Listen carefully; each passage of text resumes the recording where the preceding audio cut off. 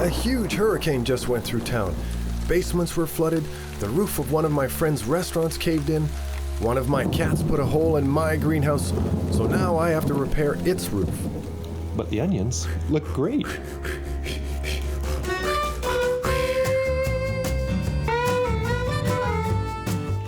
Hi, I'm Antony John, and welcome to the Manic Organic. Our onion harvest is well underway, and today we'll be digging into a huge variety of salad greens. We're going to be celebrating putting a new roof on our greenhouse and a roof raising of another kind at Bijou Restaurant. My friend Chef Aaron Lindley is reopening his restaurant after a storm collapsed the old roof. And we'll be making a salad of grilled tomatoes, soft goat cheese, caramelized onions, and salad greens. And later on, I'll show you some varieties of lettuce that you can grow all year round. Our farm is 100% organic, and that means no pesticides here. Every leaf we pick is just as Ma Nature intended it. Lettuce is the string section in our orchestra of salad mix. Its clean taste and crunchy texture literally help to lift the salad off a plate. Today, we have a huge range of tastes and colors available, and we try and use as many as we can to produce a really great tasting organic mix. We have the romaines.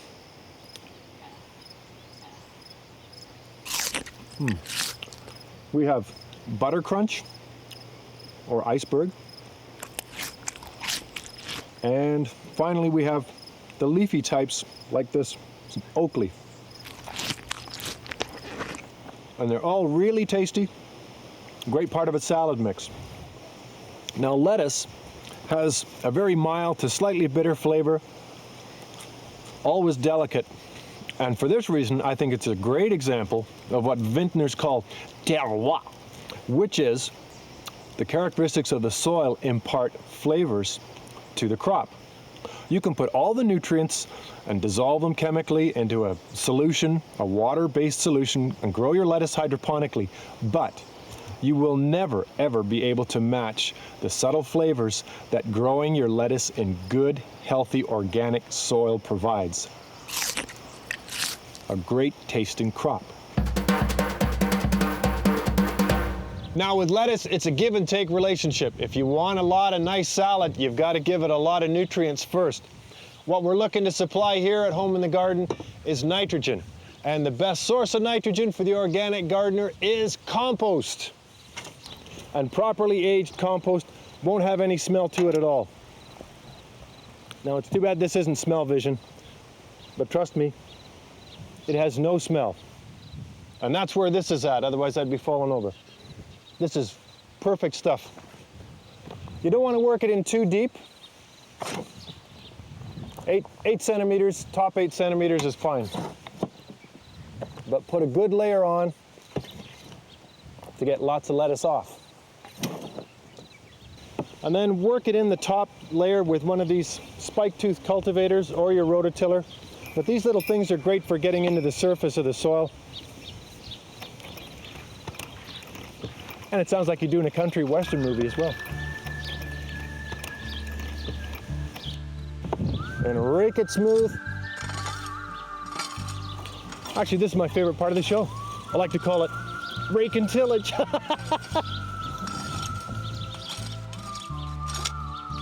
Once you've got it all smooth like this, you're ready to seed out.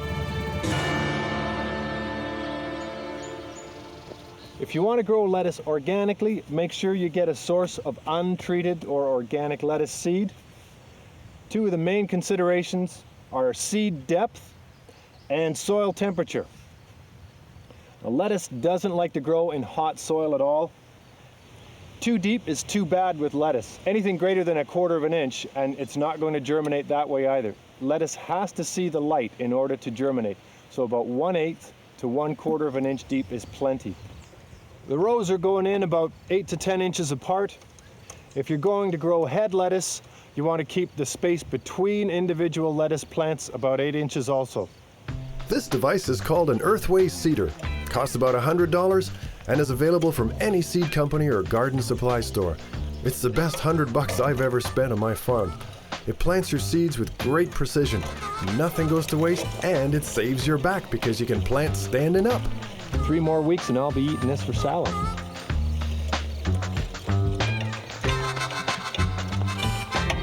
Now this may look like lettuce utopia, but there's a battle going on under these leaves. We've got friend and foe fighting it out for the health of your lettuce crop. If you've got aphids, it often means that you've also got a watering or nutrition problem. You're underwatering or they're not getting enough nutrient.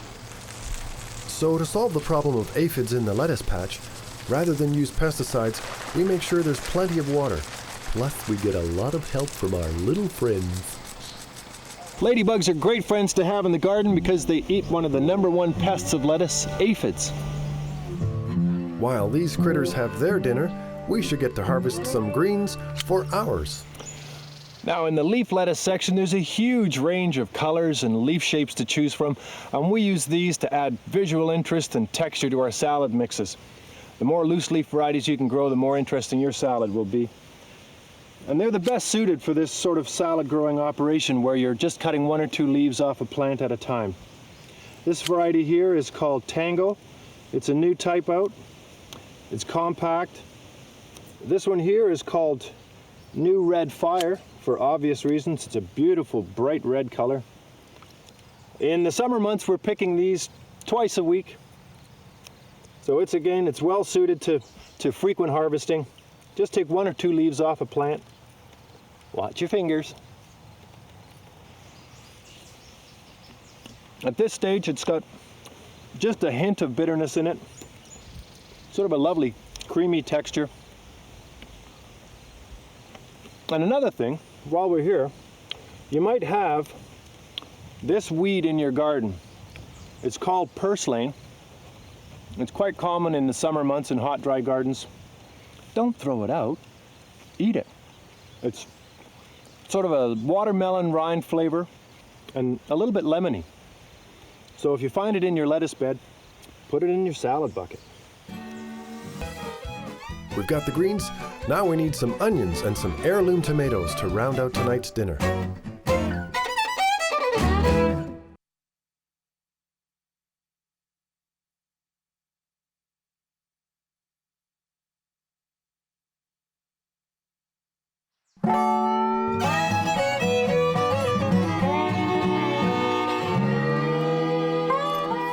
There's always plenty to do on the farm. Today, I've got to put longer knives on my soak-up machine for the onion harvest.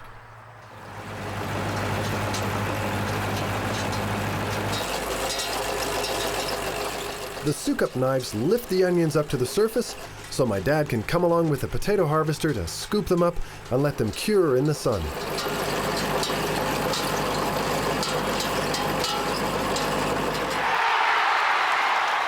These are the fruits of our labor that we started way back in February when I seeded the first trays of onions.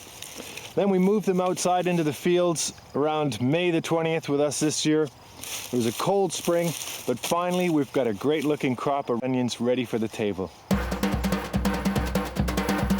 We grow about 6 different types of onions along with our other crops, and every year we have pluses and minuses. This is my yellow onion crop this year. It's hardly something to brag about. Small, stunted, and not many of them. On the other hand, I love French cooking, and fortunately for me, our shallot crop is bumper this year. Look at that, it's about the size of an apple. I dare you to find them this big in the grocery store. Shallots are my favorite onion. They're so evocative of French cuisine. Just the smell of one, especially when you start heating it up with some butter in a pan. Oh, it just makes you hungry, just that smell. It's so comforting. Now, as much as I love shallots, tonight's recipe calls for torpedo onions, which we harvested earlier.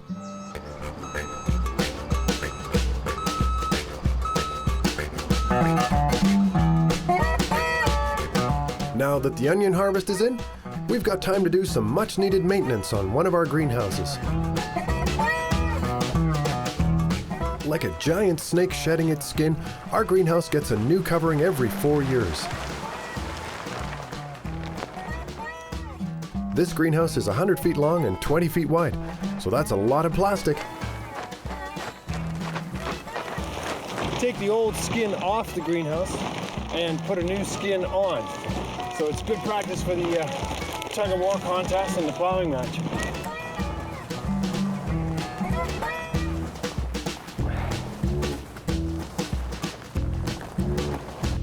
Put your back into it.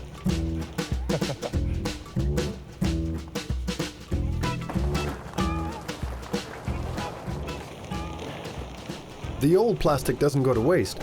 We use it to build shelters in the fields.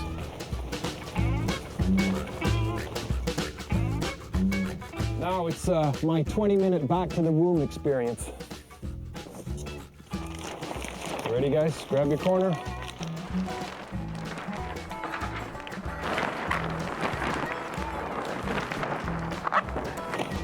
That's it. On a calm day, reskinning the greenhouse is a fairly simple task. When winter comes, the double layer of 9mm plastic forms that important layer between the frost outside and a tropical climate inside. Even on the darkest, coldest day, when you're inside the greenhouse, you can't tell it's winter outside.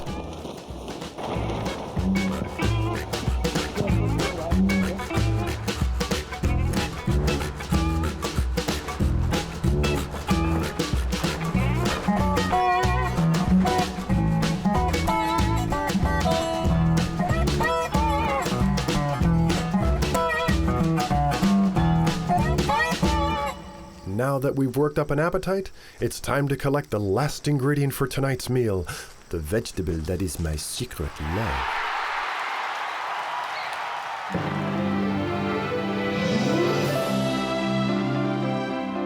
Heirloom tomatoes stir some pretty strong passions in me. You get such a huge flavor reward when they're grown with love.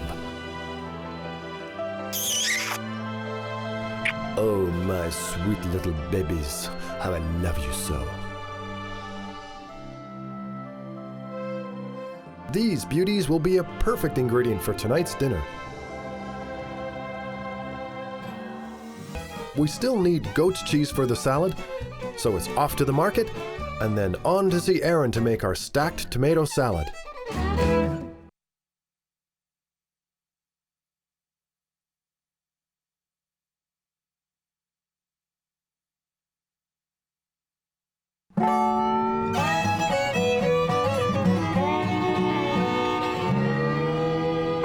We need some goat's cheese for tonight's dinner, and my pygmy goat Bella makes it clear she's not going to help. So it's off to the Stratford Farmers Market to buy from another goat whose cheese is offered for sale here. A market's a great place to meet local craftspeople and artisans selling fantastic products like goat cheese made here by Ruth Clausen. How you doing, Ruth? I'm great, Anthony. How are you? Good. I'm just going to try one of these. Okay. It's so good. It's heaven. And I'm going to get a container from you today, Ruth. Okay. Can I? Of course you can. Thank you. Thanks. So this has a long shelf life? Yeah, it does. It'll last 2 months in your fridge. Great, great. Or you can freeze it if you'd like. Thanks, Anthony. Okay.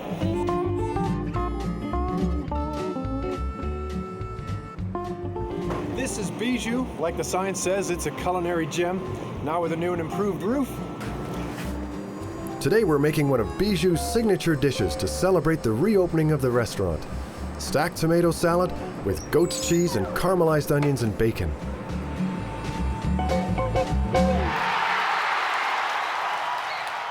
Today we're in Bijou, Stratford's culinary gem. It's run by Aaron Lindley and his wife Bronwyn. They're quickly developing a reputation for having a restaurant that features the freshest ingredients. And Aaron's got a recipe today that focuses on some of summer's great flavors. What have you got? Great. It's late summer, so tomatoes are at their optimum. So we're going to do a tomato salad. We're going to grill the tomatoes. We're going to combine it with these torpedo onions that are appearing in the gardens now. We'll make a little sort of roasted compote of those onions. The vinaigrette, the poblano peppers have become our ancho chilies, so we'll make sort of a spicy vinaigrette to go along with that. It's pork country, so we will have a little bit of organic bacon, as well as some local goat's cheese. Great. Well, let's get started. We'll put it all Why don't you take me through this ancho vinaigrette? Great. We're going to start off with shallots.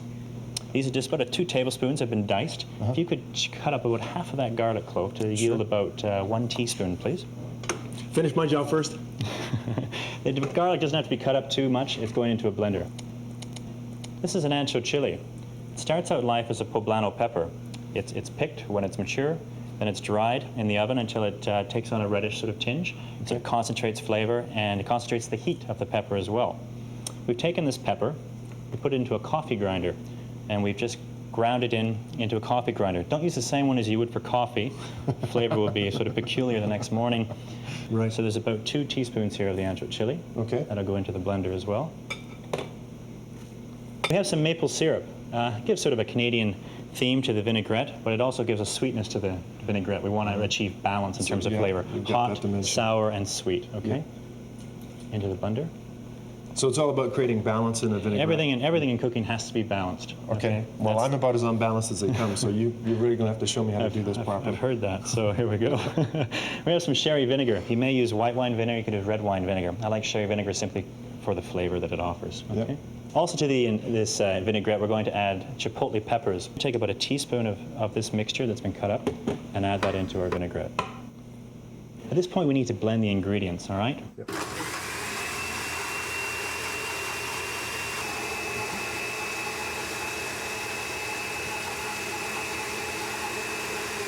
Let's have a smell of this. Oh, it So it smells should already start to fantastic. be released. There should be some smokiness, already richness. It already has a great flavor. The vinaigrette now is good to let it sit for about a half an hour to 45 minutes. You need to let the flavors develop. Okay, so let's put that off to the side and we can go on with the onion compote. Okay, now torpedo onions are a fresh onion. They're not a good storage onion, so you got to seize the moment and use them while they're fresh. Excellent. So you need to slice it through, turn it 90 degrees, and slice it through again. You haven't gone through the root end. The reason for that is the onion will hold its shape now as it cooks in the oven. Great. Okay. Okay. Better texture, just visually it'll be more interesting. Good. So into the pan it goes. Into the pan. 1 clove of garlic, thinly sliced. Garlic into the pan. Like a pro. We also have some fresh bay leaf. Fresh bay leaves, unlike the bay leaves you would find in a store, actually have flavor. Just take a few little leaves, pluck them off, and add them to the pan. Sprinkling of salt, balsamic vinegar. Oh, that'll sweeten them up nicely. Yes, it will help them to caramelize as well. And then olive oil, about a 1/4 cup's worth. Okay. Okay. And into the oven they go. Into the oven, lid on, and off they go.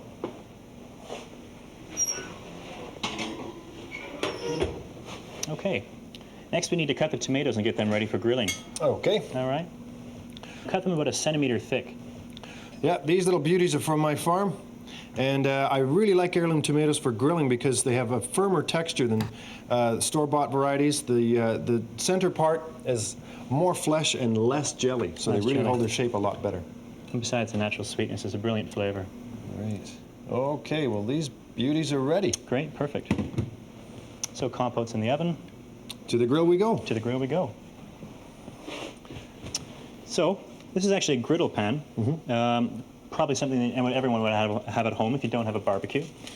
Just get the griddle pan hot, lightly oiled. You must hear the sizzle, okay? If you can, put your finger on the tomato to support the flesh so it doesn't fall apart. Finger onto the tomato and turn. Look at that. Okay? Hey, when we come back, these beautiful tomatoes are all going to come together in a fantastic salad. And our wives will join us to taste the results.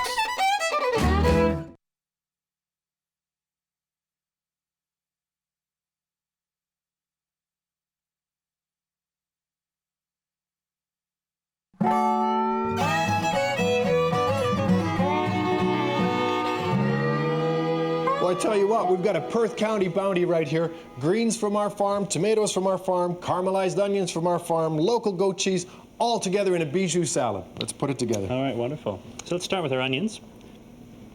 At the base of the plate, give it a little bit of foundation. You just so you can see why we kept the root end on. You can pass me the tomatoes, Anthony. We'll start with those next. Okay. Some of the bacon that we've cooked off ahead of time, that's sort of rendered and crisp. Okay, onto the tomato. Oh, it looks fabulous. Make a little sprinkling of salt at this point. You want it to mix with the tomato. Now the bacon's going to add a little bit of salt as well. Bacon has a little bit of saltiness as well, so just again the balance. You can always adjust. A crack of pepper onto the tomato itself. Then we take our greens. Just take a little stack in your hand, okay? You don't want to crush them too much, but you want to provide a foundation for the goat's cheese to sit upon. Just till you hear a crunch. Oh yeah. Okay. Yep. You know, Tina and I tried picking this stuff and pre-stacking it for the restaurants, but it didn't go over very well. And make a little stack on the tomato like this. Great. Okay. Okay. We'll take our 2 spoons into the goat's cheese. We'll form a little quenelle, sort of an egg shape, by scraping the insides of the spoons to give that spoon shape. It's got a deft touch. And then we'll place that on top of our salad. Beautiful. All right. And now the finishing touch. Now the finishing touch is the vinaigrette. Just drizzle a little bit onto the goat's cheese. Wow, look at the color. Looks great, Aaron. And we will then just finish off with a grinding of pepper. There you go, Bijou There we are, Salad. Bijou salad.